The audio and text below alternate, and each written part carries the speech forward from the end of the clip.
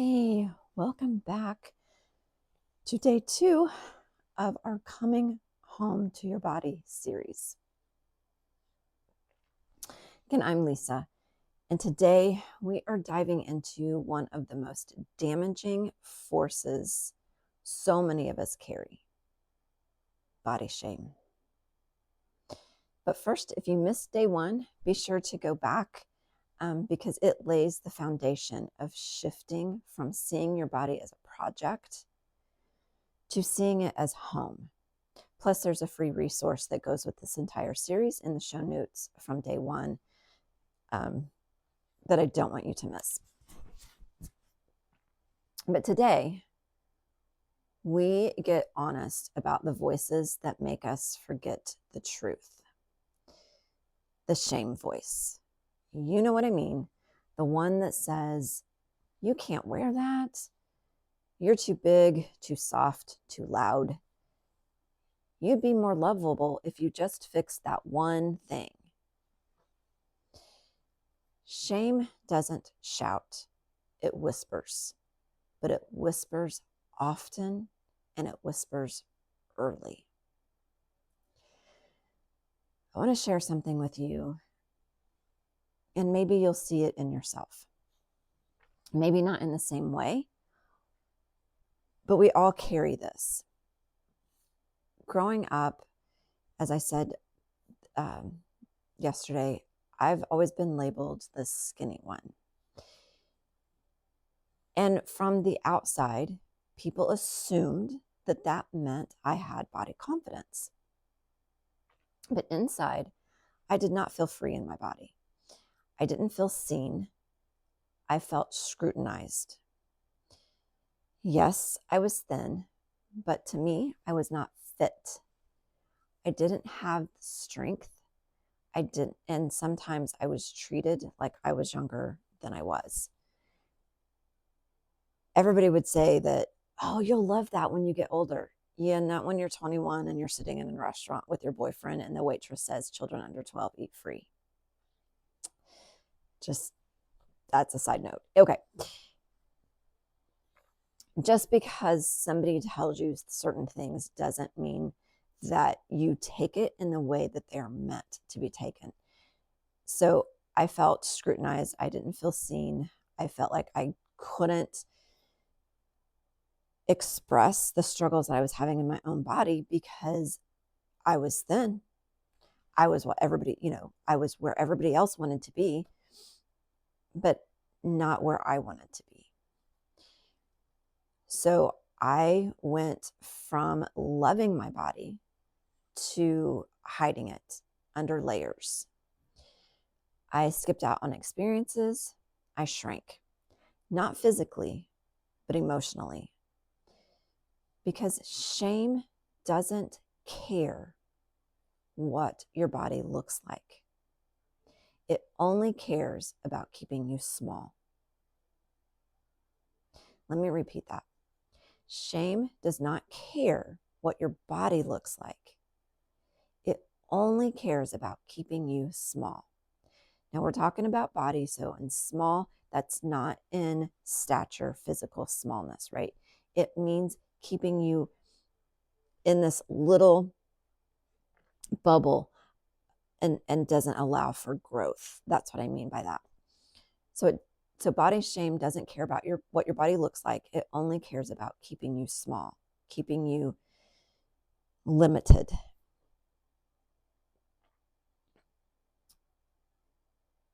It cares about keeping you silent and disconnected from yourself. That's what shame does.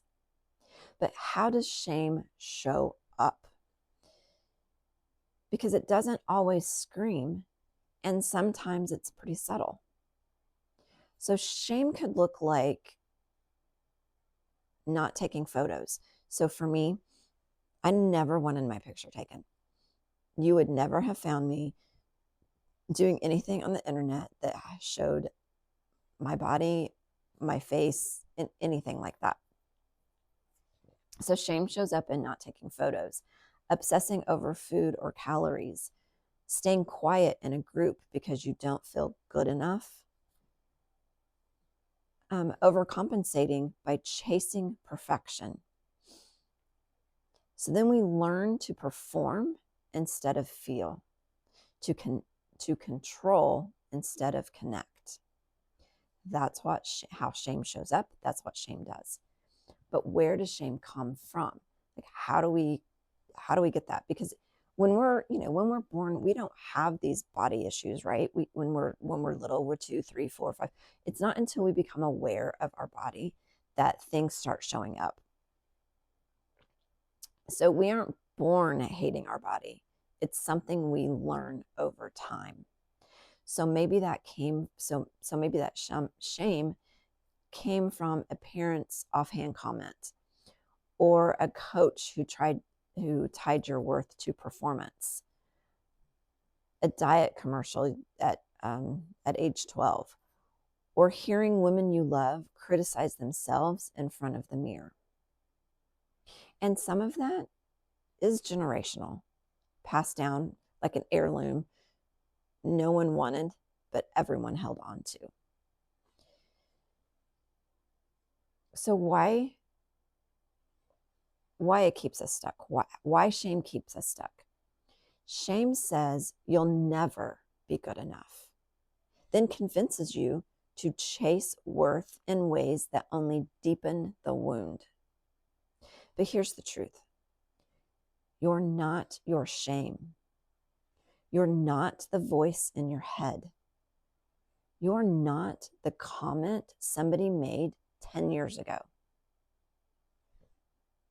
You're here, and that means you're ready to break the cycle.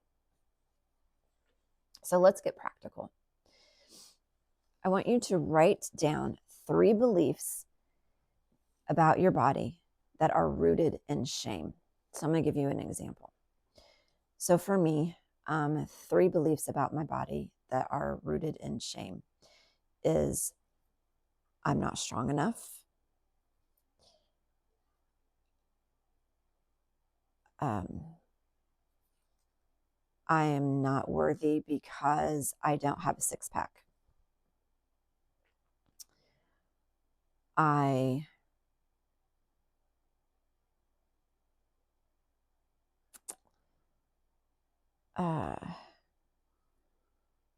believe that working out is a punishment for the food that I ate.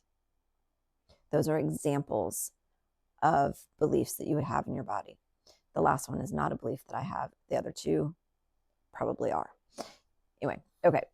So write down 3 beliefs about your body that are rooted in shame. Then gently but truthfully challenge each one. What do I mean by that? So you write them down and then you ask yourself, is this even true? So let's pick the first one I said. I'm not strong enough. Is this even true? No, because I am strong. I can lift a 50-pound bag of cattle food or chicken feed. We live on a farm, so we have cows and chickens. So I can do those things. Does it take me a bit to get it up off the ground? Yes, because that's lifting dead weight, right? But I can do it. So that belief is not true. But where did I learn it? I learned it from my past, from all of the people who would say, let me carry that for you. You can't do that because you're too little. And it wasn't that you're too little wasn't in the fact that I was too young. It was I was too small framed. I was too weak to do it. So that stays with me. That stayed with me. So write down the 3 beliefs about your body that are rooted in shame, and then ask, is this even true? Where did I learn it? And what do I choose to believe instead? So for me, for that specific example of I'm not strong enough, what I choose to believe instead is that I have strength that no one sees. Strength isn't just about how much muscle you have. It's about what you do on the inside. You don't have to fix everything today. But naming it, that is powerful. So write down 3 beliefs about your body that are rooted in shame, and then challenge each one. Ask, is it even true? Where did I learn it from? And what do I choose to believe instead? Okay. Now, journal prompts for today. What would I do differently if I didn't feel ashamed of my body? What would I do differently if I didn't feel ashamed of my body? Would you wear that dress? Take that trip? Speak up in the meeting? Move your body with joy instead of guilt? Let yourself imagine the version of you without shame in the driver's seat. She's not that far away. She's already in you. You're just uncovering her again. Today's mantra is, I release the lies that shame has told me. I release the lies that shame has told me. I am not my shame. I am worthy of peace in my body. So again, I'll repeat that again. I release the lies that shame has told me. I am not my shame. I am worthy of peace in my body. Say that out loud. Write it on a sticky note. Whisper it before bed. Speak to yourself the way shame never did, with kindness, truth, and care. Before we go, I just want to say this. I don't know what your shame has sounded like, but I do know this. You deserve better. You deserve to wake up without that heaviness, to look in the mirror and not flinch, to walk into a room without shrinking. And I know it's possible because I've walked this road too. So take today slowly. Write what you need to write. Say what you need to say to yourself. And tomorrow, we'll meet right back here for day 3, where we'll talk about